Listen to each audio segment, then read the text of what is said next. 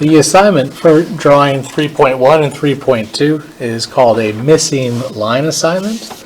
Take a look in your course pack to find the instructions that go along with it, because there are some very helpful sketches here that should aid us as we're working our way through the instruction and trying to create some drawings using the tools.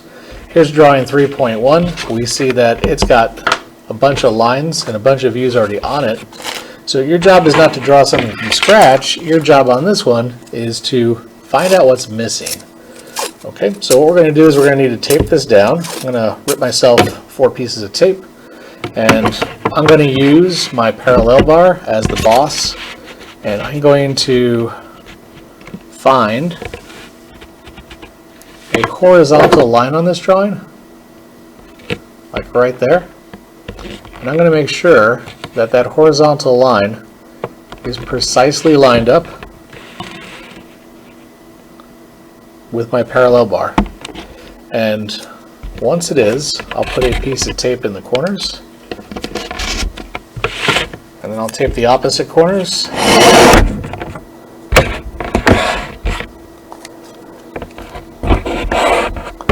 And then, because I'm a little suspicious by nature, I'm going to go in and I'm going to check it to make sure nothing moved, and it looks good.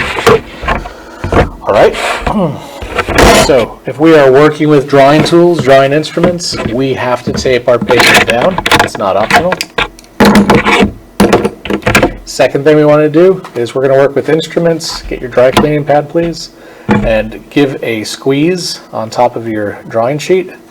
Right, and the idea is we're going to reduce the amount of smudging that goes on by creating a little film of protection for the tools to write on top of. So what are we trying to do here? We're trying to figure out where is there missing geometric elements like lines or arcs. Okay, and sometimes the lines will be visible lines that you can see, and sometimes they might be hidden lines for things we can't see. So now, before you start, you might want to take a look at the sketches, because what I tried to do here was to help you out by giving you a 3D looking sketch of the object, so that when you're looking at the view here, trying to figure out what's missing, it might be a little bit easier to make that connection. So for example, on our first shape here, I see the front view is an L shape. And you know, I'm going to tell you a little secret. If you got color pencils or magic markers or crayons even, bust them out. They will be helpful on an assignment like this where you're looking at faces and shapes and trying to make corresponding views in 2 dimensions. So that L-shaped face, do I see it in my multi-view drawing? Yes, I do. It's right there. Okay, so we see that's accounted for. How about the top of the object? What are the shapes in the top view? Well, I see here one rectangle, and I see right next to it another rectangle. Should be 2 rectangles in the top. And then the question is that what I have in my top view here?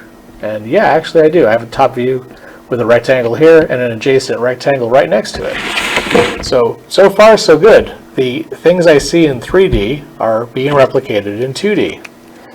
So now the last question is going to be, how about the side, right? Looking at the side view from the bottom right corner. Looks like a square and a square. 2 squares, one on top of another. So is that what I see over here in the side view? And you know, it's not. We're missing some stuff. So when you figure out what's missing, what are you going to do? Well, what we're going to do is we're going to add the lines that are missing. All right, so that means I'm going to take my parallel bar over here, and I need to go to that corner because there should be a line over here, right? And I want to project a line over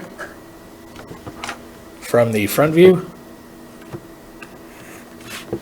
and I want to make it nice and dark in the side view to indicate where that line is supposed to go.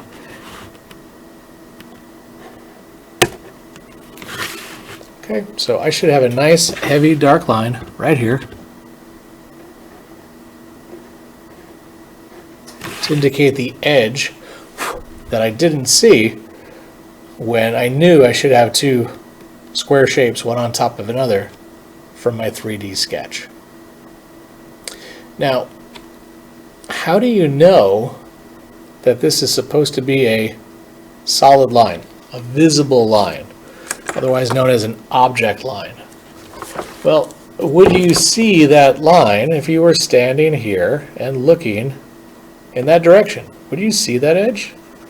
You certainly would. So if you could see it from that direction, well, then you draw it.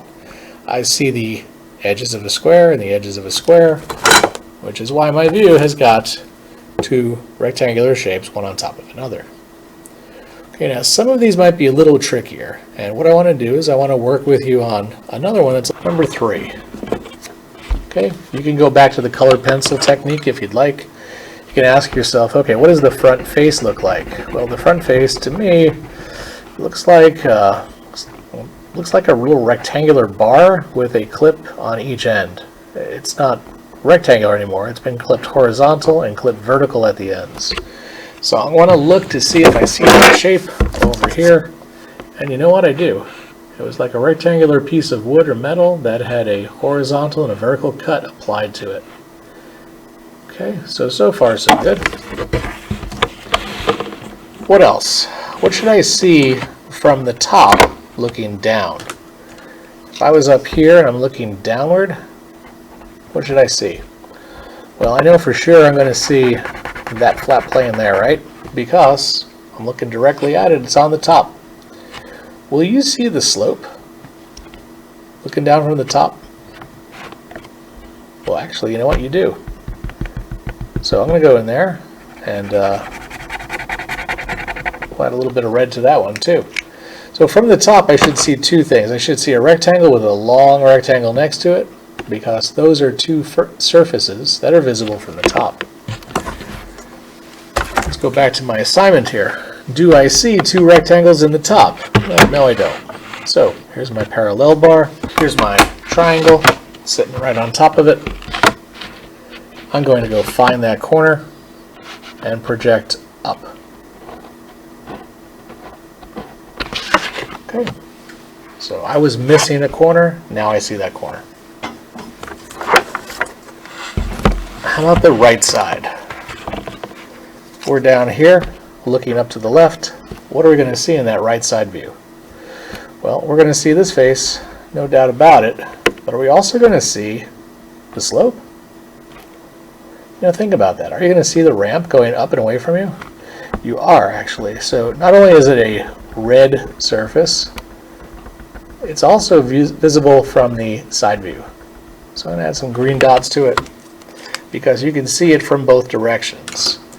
I should have a long rectangle and a short rectangle right underneath it in my side view. Do I? No. Something's missing, right? So I can go to this corner and bring it over and create my missing edge. Now, this is one way to do the assignment, is to look at the 3D sketch and figure out what's missing and go in and add what's missing. But I'm going to show you another way to go about doing this that'll help you to not miss things. The fact is, on multi-view drawings like these, every corner projects into every view. I'm going to say that again. Every corner projects into every view. That means that this corner here projected up to create this edge and over to create this edge. This corner here projected up to create that edge and over to create that edge. This corner here projected up to create that edge and over to create this edge. This corner here, up, over, right? And if we do this, we go through the part and we see that every corner goes into every view. Right, wasn't that the case up here? This corner went up and over. This corner, up and over. And because these 2 points are on one plane, well, it makes one line. This corner, up, over. This corner, up, over. This corner, over, up. This corner, up, over. Every corner went into every view. Now, we haven't finished this one. Right? The ones I put a little dot on, well, each of those corners I've projected into the other views. But how about this corner? Has it projected up? Well, yeah, we could say it has. It's directly underneath this corner. So it projected up, and it's part of this line here created by that surface. But has it projected over? You see, it has not.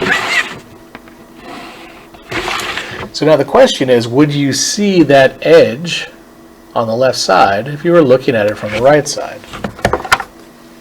Okay. Do we see an edge here created by that back corner back there? And the answer is no, we don't. So what do we do when we can't see something but it's there? Well, this is an application for the hidden line. Okay, if you can't see it but it's there, it needs to be shown with a hidden line. That corner is a hidden edge in that view and a continuous edge or a visible edge in that view. How about this corner? Did this corner go to the right? Yes, it did. Did this corner go up into the other view yet? No, it hasn't. So same deal, same idea. This corner has to project into the top view. Would you see that corner on the bottom if you were looking down from the top? Nope, you would not. You'd see the ramp, but the corner back here is being concealed or covered over by the ramp. So, what do? Same thing.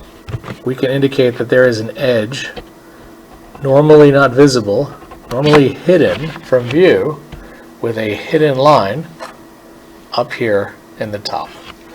Okay, so what I've got here is I've got a visible edge, right, that show the edges of the object with object lines, and I've got some hidden edges too that are not normally visible. Now, because drawing things in this multi-view engineering format is a little freaky and not exactly how our eyes see things, try to give you some strategies to help you out. And one of those strategies is this. How do you know if the line should be solid or hidden, especially if you don't have a little 3D sketch to work off of, or especially if you don't have a very good imagination and you can't visualize it very well? Okay, and there's a very simple answer. When the corner projects into the next view, if the corner goes through empty space to get to the next view, it's visible. Like, look at this corner. It goes through empty space, and in the next view it's visible. This corner goes through empty space, it's visible. Corner, empty space, visible. Same thing here. This corner goes through empty space, it's visible. This corner, empty space, it's visible. This corner travels through empty space, it is visible. So when is a line not visible? When is it going to be hidden? Well, take a look. This corner doesn't travel through empty space, does it? See, actually it has to pass through a solid object to get into the next view. And if it has to pass through a solid object to get into the next view, it means you would not normally see it. So it will be hidden. Same thing here. This corner, to get to this view, has to pass through a solid object. Okay, if it has to pass through a solid object to get into the next view, it would not be visible. It will be hidden. Alright, so the rest of the assignment is going through the 10 problems and looking for edges that are hidden, whether they are visible edges with object lines or hidden edges like this. And if we need to add center marks or center lines, well, those would be added also as part of the drawing. So go through the 10 problems on drawing 3-1, and then when you're done, you'll see there is another set on the very next page in your course pack for the figures that we use for drawing 3.2. And again, these are some 3D sketches to kind of help you out. And don't feel childish for busting out colored pencils if necessary. That could help you as you're developing your ability to visualize and create some engineering graphics.